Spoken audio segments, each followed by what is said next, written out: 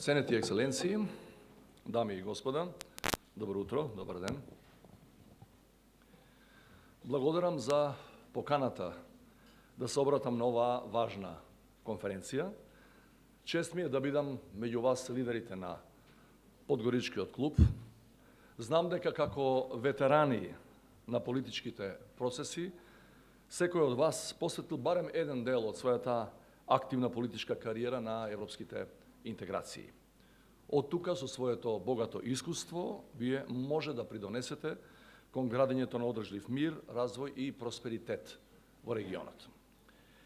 Годинава се навршуваат 20 години од Солунската агенда за Западниот Балкан, што имаше за цел да го помири регионот и да ја забрза интеграцијата на нашите држави во Европската Унија.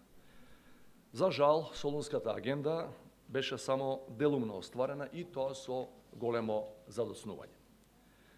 Само Хрватска стана член, додека другите држави се во некаква лимбо позиција меѓу кандидатскиот статус и преговорите што повеќе стојат во место одошто се движат. Низ годините се искристализира две главни причини за застојот.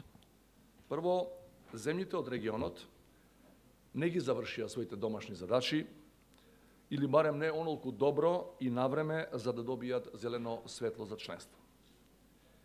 Во една од клучните точки на Солунската агенда, државите од регионот се обврзаа да водат борба против организираниот криминал и корупцијата, како главна пречка за демократска стабилност, владење на право, економски развој и напредок на граѓанското општество. Наместо тоа, корупцијата стана еден од главните генератори за иселување на младите луѓе од нашиот регион, кои сакаат да живеат во земји и системи во кои ќе можат кариерно да напредуваат, но врз основа на сопствените знаења и вештини. Втората причина е што самата Европска Унија не беше целосно фокусирана на проширувањето, оставајќи простор за засилување на одредени ретроградни процеси во некој од државите во регионот. Трите проширувања во периодот 2004-2013 и циклусот на финансиски и кредитни кризи доведоа до замор во Унијата. Западниот Балкан беше де-факто симнат од Европската агенда и државите беа оставени да се бават самите со себе. Со практично замрзнато проширување, граѓаните почнаа да ја доживуваат Унијата како се подалечна и понедостижна цел. Ценети екселенции, војната во Украина создаде нов геополитички и безбедносен контекст на европскиот континент. По долги години, проширувањето конечно се врати на агендата на Европската Унија, но на неочекуван начин. Европскиот совет на својот јунски самит донесе одлука да им додели кандидатски статус на Украина и на Молдавија. Одлуката е донесена во време кога нема напредок во преговорите со Србија и Црна Гора, кога постои опасност да заврши скринингот без да започнат преговорите за членство на Северна Македонија и кога нема реално поместување кон напред за Босна и Херцеговина, независно од формалниот статус на кандидат. Неспорно е дека со кандидатскиот статус им се дава символична поддршка на Украина и на Молдавија во исклучително тежок период и тоа е добро. Но на Западниот Балкан не му е потребен политички символизам, туку конкретна политичка одлука.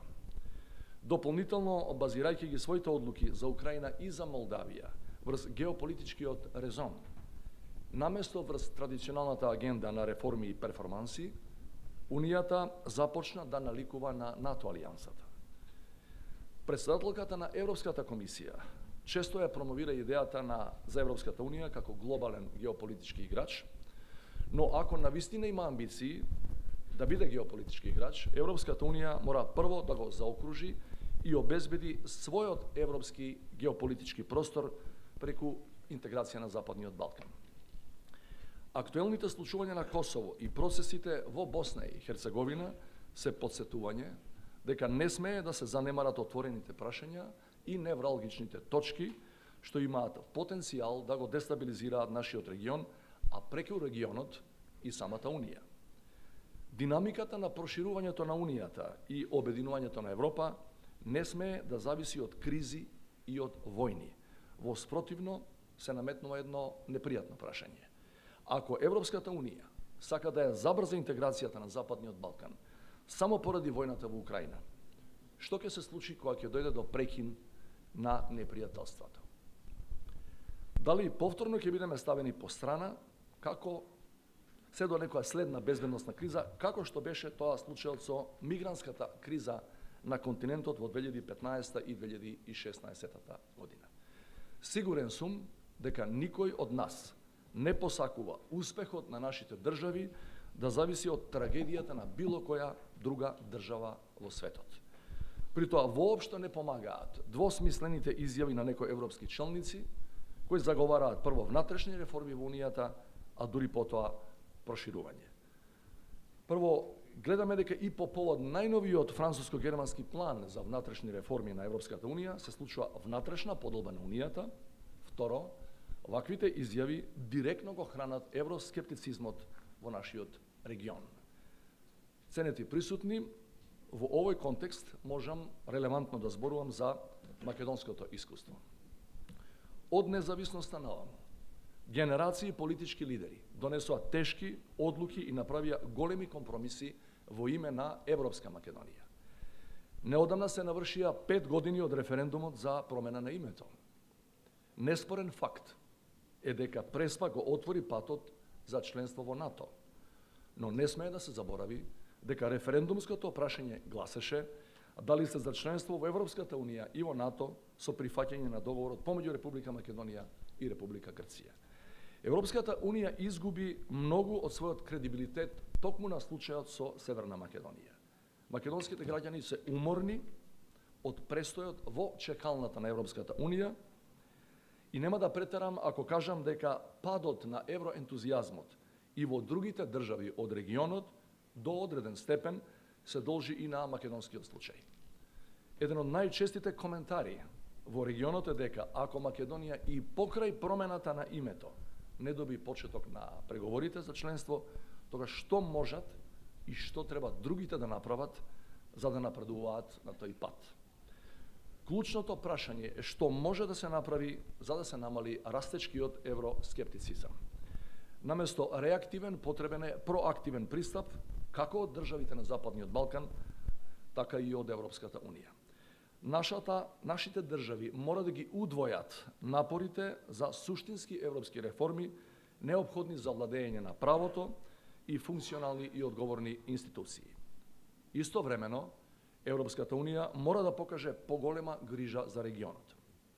На престојниот декемвриски самит, Европскиот совет има можност да донесе одлуки за побрза интеграција на земјите од Западниот Балкан, наместо да го одложува тоа прашање за по-европските избори. Голема е веројатноста дека на тие избори или по тие избори ќе се промени политичката констелација во Европскиот парламент и дека ќе зајакнат силите кои не гледаат благонаклоно на проширувањето. Тоа лесно може да значи уште една изгубена деценија за државите од регионот. Впрочем, затоа сме денеска тука собрани да разговараме за овие предизвици и за можностите за интеграција на Западниот Балкан во Европската Унија. Знам дека од вас ќе имаме што да чуеме и дека од тука, од Скопје, ќе можеме да пратиме јасни пораки до нашите партнери во Брисел и во главните европски градови. Благодарам.